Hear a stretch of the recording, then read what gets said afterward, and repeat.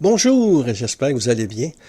Dans cette vidéo, je veux méditer cette belle phrase que Paul Claudel a mis en épigraphe de sa pièce de théâtre Le soulier de satin. C'est un proverbe portugais.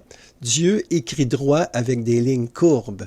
Que même si des fois nos vies sont pas toujours droites, agitées, nous prenons toutes sortes de détours, eh bien Dieu a son plan, il écrit droit avec nos lignes courbes.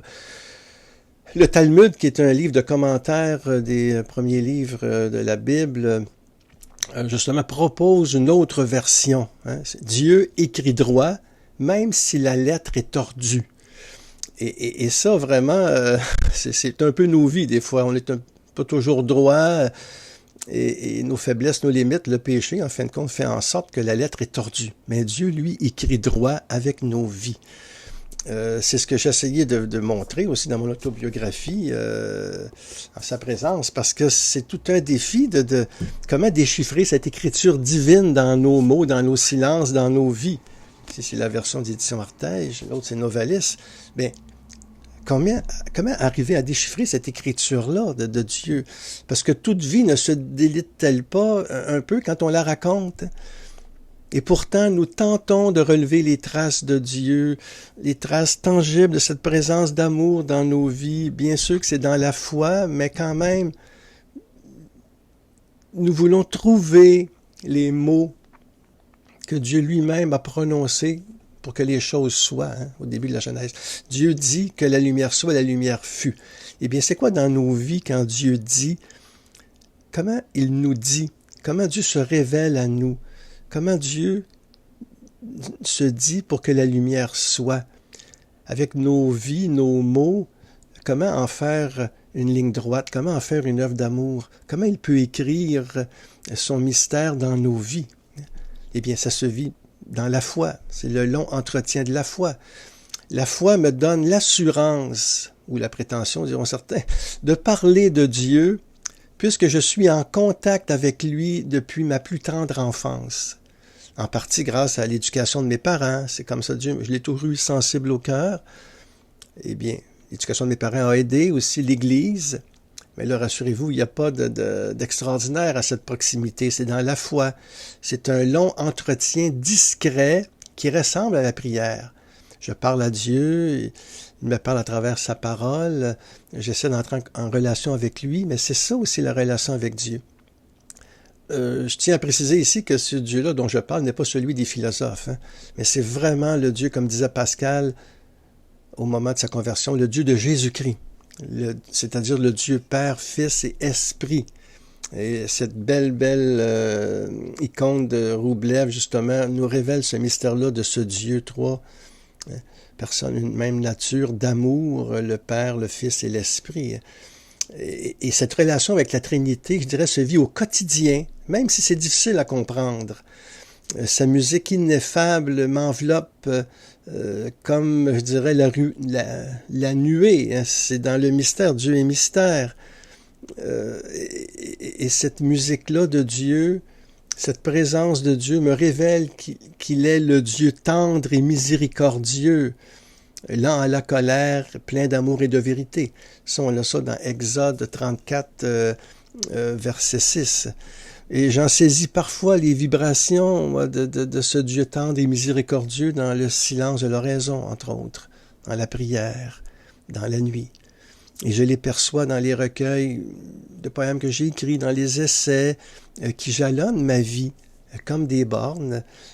Tous les livres qu'on lit aussi, c'est des points de repère. Ils arrivent souvent au bon moment dans ma marche vers Dieu, comme des oasis de fraîcheur en plein désert. De son côté, lui, le Christ, surgit toujours à l'improviste.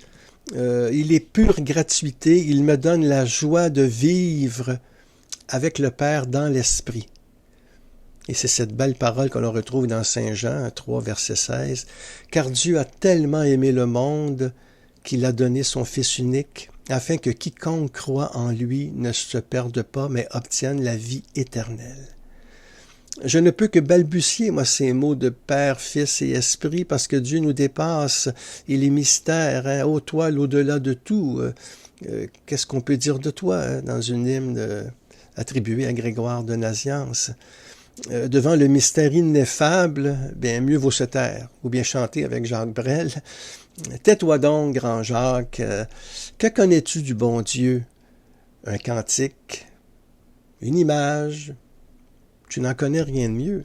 C'est vrai que Dieu nous dépasse, c'est vrai qu'il est insaisissable et que nous ne savons pas grand-chose, parce que il est au-delà de tout, comme je disais, et on ne l'enferme pas dans des formules, des images, des pensées. Bien sûr, nous essayons de dire Dieu avec nos lignes courbes pour que sa miséricorde se manifeste. Nous essayons de le révéler par des images, des icônes, des pensées, des récits de vie, comme en sa présence. Nous essayons de le dire, de le révéler, mais il nous échappe sans cesse. Et pourtant, eh bien moi, personnellement, je continue à parler de lui en pensant à moi. La route reste imprévisible, bien sûr, et la tâche inachevée, comme tout ce que nous faisons, mais je crois que je suis follement aimé de ce Dieu trinitaire. N'est-ce pas là l'essentiel? Croire que je suis aimé de Dieu. Croire que je suis digne d'être aimé de Dieu. C'est ça la foi. La foi, c'est croire que j'existe pour Dieu, qu'il m'aime personnellement. Et ça, la foi nous révèle ça. Moi, il me semble que c'est l'essentiel. Pour le moment, eh bien, je poursuis ma quête, quête de joie, comme disait Patrice Latour du Pin, seul ou avec vous, en Église. Je continue à vivre, à reconnaître l'amour de Dieu en moi et autour de moi, à demeurer en sa présence, dans la nuit, parce que Dieu se révèle à nous dans le désert, dans la nuit. Bien sûr, au début, c'est un peu le lune de miel, comme dans toute relation humaine aussi, mais pour aller au plus profond du mystère de l'autre, eh bien, nous avons à passer un désert, nous avons à nous détacher des fausses images que nous avons. Et Dieu nous fait assez confiance pour nous amener au cœur de sa nuit, comme dit Saint Jean de la Croix, en nous détachant de tout ce qui est un petit peu trop sensible en nous, en nous détachant de ce qui est matériel, en nous détachant des affections qui nous enchaînent, pour nous faire entrer plus profondément dans son mystère d'amour, où Dieu nous révèle ce qu'il est. Plus on est détaché, plus on est libre. Plus on est libre, plus la joie est là. Et Dieu, c'est ça. Dieu est joie, liberté, amour, paix. C'est ça.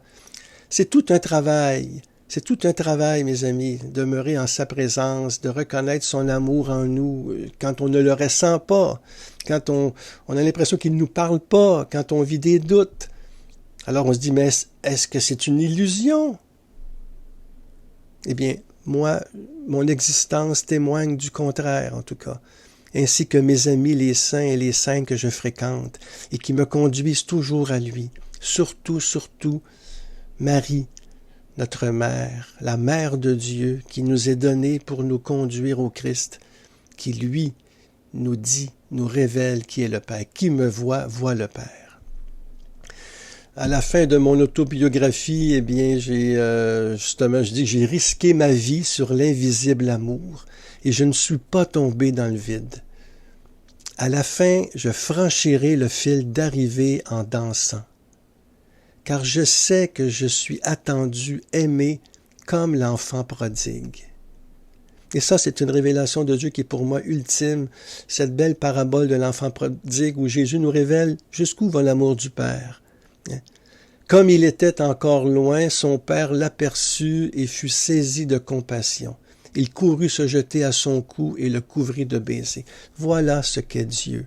Voilà cette révélation du Dieu d'amour que Jésus nous révèle. Ce Père qui est proche de nous, qui voit arriver son Fils au loin, qui l'aperçoit, qui est saisi de compassion. Ce Dieu, c'est un Dieu qui se lève, qui veut notre bonheur, notre salut. C'est ce Dieu qui court se jeter à notre cou. C'est ce Dieu-là qui nous couvre de baisers. Comment ne pas l'aimer? Bien sûr, on gémit parce qu'on ne le sent pas toujours qu'il nous aime.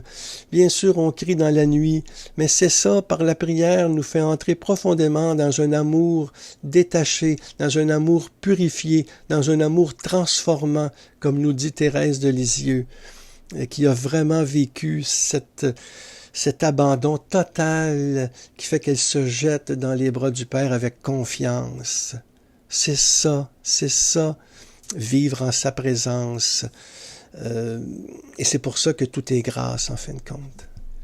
Et si vous voulez aller plus loin ou bien méditer le texte que vous avez lu, bien vous le retrouvez dans mon blog, jacquesgauthier.com. Vous pouvez vous abonner toujours à mon blog, c'est gratuit, comme dans ma chaîne YouTube, bien sûr. Et si vous voulez aller plus loin, bien il y a le récit de ma vie, mon autobiographie spirituelle, en sa présence, publié chez Artege et chez Novalis. Et je termine par cette prière d'action de grâce à ce Dieu Père, Fils et Esprit. Merci Père de nous révéler ta présence, ton amour à travers Jésus que tu nous as donné pour que nous ayons la vie éternelle. Tu nous aimes, ô Père. Tu te lèves pour venir à nous, pour nous embrasser, nous étreindre. Comment pourrions-nous te craindre, toi qui n'es qu'amour et miséricorde? Merci Jésus de nous révéler cette tendresse du Père.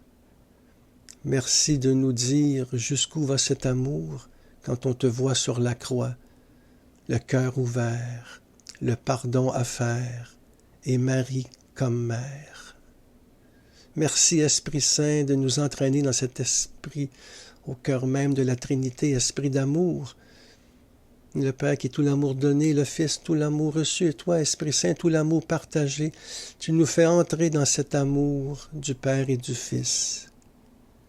Oui, gloire au Père, au Fils et au Saint-Esprit, ô Dieu qui est, qui était et qui vient, pour les siècles des siècles. Amen.